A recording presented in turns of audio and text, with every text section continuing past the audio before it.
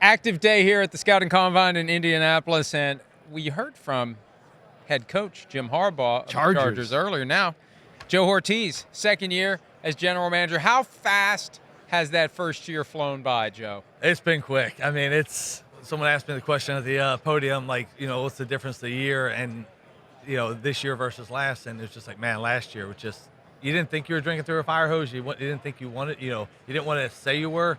But when you reflect on it, man, it came at you fast and furious, and got into the routine once the draft, once free agency and the draft got going. The season was awesome, but yeah, you look up and we're already here at another combine. How does things change being the man, right, and not being one of the underlings? We always ask coaches, like, how did life change when you became the head coach? Yeah. How did life change for you becoming the main guy in charge in the front office?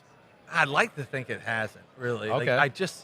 I followed the routine I learned. I followed the path I learned in Baltimore and tried to apply it and try to be the same person I've always been. And, I guess the biggest difference is you're making the ultimate decision. Right. But you believe in the process, you trust the process because it's proven, and you follow it. So, the process leads you to the decision. So, I just operate the process. You don't feel like there's I have to put a fire out, this or that. Yeah, a little bit more of that. You do. Yeah, you hear coaches say that.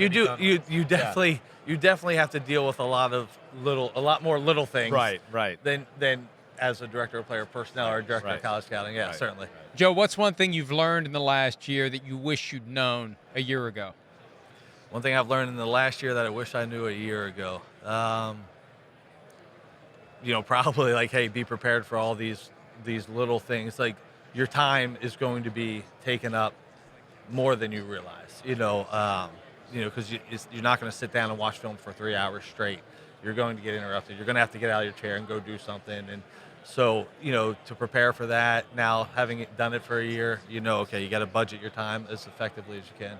What about you and coach? Like your relationship and how you talk and see players in this part of the process. How does that all work together? It's great. Yeah. It's great. Coach, I love him. And I said it last year, we're having a blast. We haven't stopped. We're having a great time. It's just every day we talk. He comes in the office. I pop in his office. We talk about players. We talk about players on our team, what we want to do. We talk about college players. It's awesome, Coach.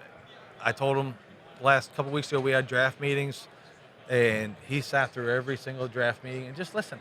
Yeah. Just listened to the scouts. Hadn't done a lot of guys at that point, but just wanted to hear what the scouts said about the players. I told him there's not a lot of head coaches that'll sit in a meeting this early to just listen. Go ahead. I was going to ask I'm going in a different direction. Okay, because I was going to ask just off of that. I asked him today, do you feel like you have an advantage because you're 2 years out of college? These guys. Yeah. And he said, I have some of their phone numbers still. Yeah. Oh, right? Yeah. So do you feel like you can lean on him a little bit more for little details maybe? Right. Oh, I'll give you an example. Yeah. We had a high school group in a couple weeks ago that they lost their homes in the fire. Okay. And the fires out there. And they, the Chargers, they did a great job bringing him in. And he met one of the high school kids and was talking to him and actually recruited his brother and was able to talk about stories when he was playing catch with the kid that was there. Wow. And so, Coach, he's so engaging, and he knows so many players. When we're here, most of the players we bring in the 45 interviews, he's like, I remember remember you came to my house, and they have that instant connection. Right. So he knows about he knows a lot about the kids that as people. Cool. I'm keeping my distance from him, as I say, because I work with a guy who's very handsy and wants to punch me and hit me and grab me. I got a feeling Harbaugh's that way, right? Does he come up and grab you and shake you and punch you? Yeah, and I don't punch you. But yeah, he'll come up and hey, but he's not super handsy.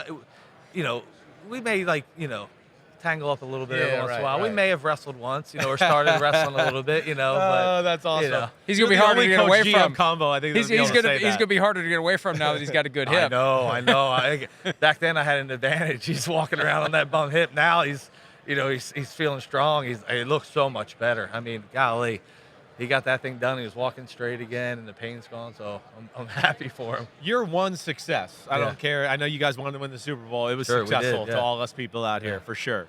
But Year 2, now there's expectations, and damn, you guys got some work cut out from you. Yeah. I mean, I just looking at your list of players on your team that are free agents. Yeah, it's Khalil Mack, Asante Samuel, Christian Fulton, Joey Bosa looms over in that conversation. What's kind of your plan of attack this offseason? You know, we've had conversations with all their agents, and really we're going to try to. Coach said it. I want to bring them all back, and we're going to try to bring back. Is it realistic to say we're going to bring them all back? Right. Probably not, but we can try. And you know, we got Elijah locked up, and we're just keep working at it, and then we got the draft on top of it, and we just try to bring back as many guys as we can. Love the group of players. I mean, it was so much fun, that team. I bit 27 seasons, and it was one of my most enjoyable seasons just being around the team. Yeah, right. You know, forget the success we had, you know, and how the year went. It was just a great group of guys, and love to get them back as many as we can. Yeah. How concerned are you that last year's running back class being so successful with Saquon Barkley, Derrick Henry, Josh Jacobs, that's going to make somebody possibly give J.K. Dobbins an offer you guys just can't match? Yeah, I mean, that possibility exists. It does. And I think that's, you know, when we signed J.K., I told him we're going to give you an opportunity to get out there and create an opportunity for yourself. You know, and obviously we want to bring J.K. back, but that is a realistic thing. You know, someone could come at him really aggressively in free agency, and we're going to keep working to try to get him back in the fold in LA. Do you feel like with guys like yourself, thoughts are changing about running backs a little bit there after the last 2 years and some of the teams we're seeing be successful, like the 49ers or the Lions, and of course with kind of marquee running backs? Yeah, you know, I mean, we draft them every year, right? Yeah, like right. we do. We keep drafting. You keep drafting them, right? But maybe not as high. Yeah, right, but we keep taking the shots. So maybe the value of the position took a step back, and now it's maybe coming back a little bit. But you're always going to be you need running backs, and so I think everyone's going to be addressing it in the draft and in free agency. You always attack it, and but it's probably a cyclical thing, you know. And you know, right now wide receivers are way up there, and you know, you don't know if that, you know, the market. You don't know what the market's going to do. You got to anticipate and have a plan for it. One more off that. I'm sorry, just on the draft stuff. All right. We usually go back and forth. I knew I was cutting you off. But like, how much do you have your plan in place for the whole offseason as we sit here right now? I know it's not going to be perfect. Yeah. You got to balance what's available in free agency and what's the big positions of the draft. How much do you kind of know already? Yeah, I've certainly know after meetings, you know where the strength lies in the draft. And I'll say this about the draft. It's a good draft at a lot of spots. Right. So it's a deep draft. So you know you're going to be able to pick a player at most positions at all points of the draft. So that's a great feeling to have when you got 10 picks. Right. You know? Gotcha. Or I anticipated 10 picks. But you know, you set your plan out in free agency. You set your plan out with your team, what the priorities are. But you know, you might have to pivot on a dime. And so I think you don't lock yourself into any one approach, but you set your defined plan or your plan, and just know you have to adjust. Have a little wiggle room. Yeah. Right. Joe, the Chiefs have ruled the AFC West ever since Patrick Mahomes became the starting quarterback, and they were doing pretty well before that, too. How much of your roster management is geared toward competing directly with them? Yeah, first of all, we build the team based on what our coaching style is, you know, so, you know, philosophy. So we're going to build our team for us, but you know you have to beat those guys. How are we going to beat the Chiefs and the Broncos and the Raiders? Like, you know, you got to win the division first to guarantee yourself a spot for the playoffs. So that's your ultimate goal. You know, we want to be a big, physical, tough team, and that's how we feel like we can accomplish that. Right.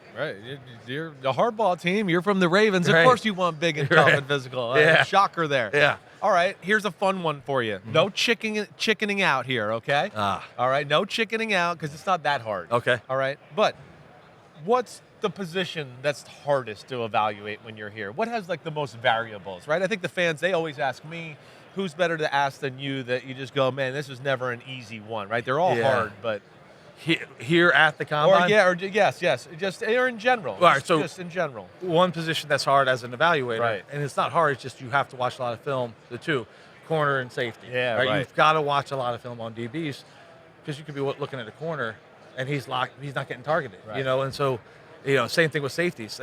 You know, they may not have a lot of opportunity. Right. So you may watch a game and go, there's 3 or 4 plays that really matter. So right. But here, you know, anytime a ball's involved, it can be challenging because the quarterback's throwing to a wideout he doesn't know. Right. A wideout is running routes that he's never really been taught how to do it this and way. The route may look great, but the ball's off the mark. Right.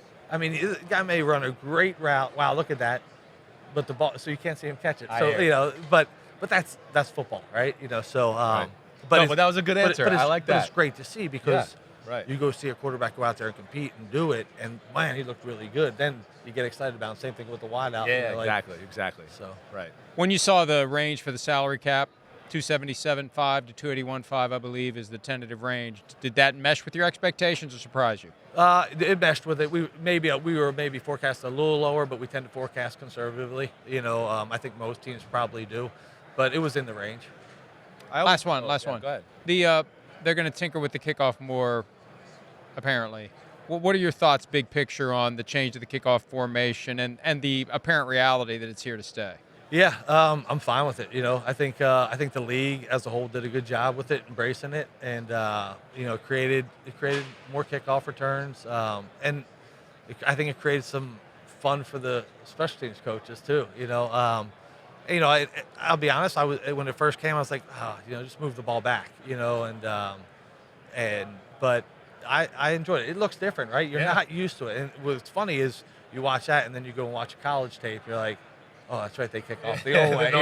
The old normal way. It's got to make it harder to scout, though. I don't know how granular you get with potential special teams guys, but it's a completely different formation. You don't know who can run the NFL version until they're in the NFL. 100%. You're right with that. And but we didn't know. In the end, when you're talking about covering kicks, it's can he block? Can he get in position? Is he willing to go throw his his body athletic? around? Is he tough? Yeah.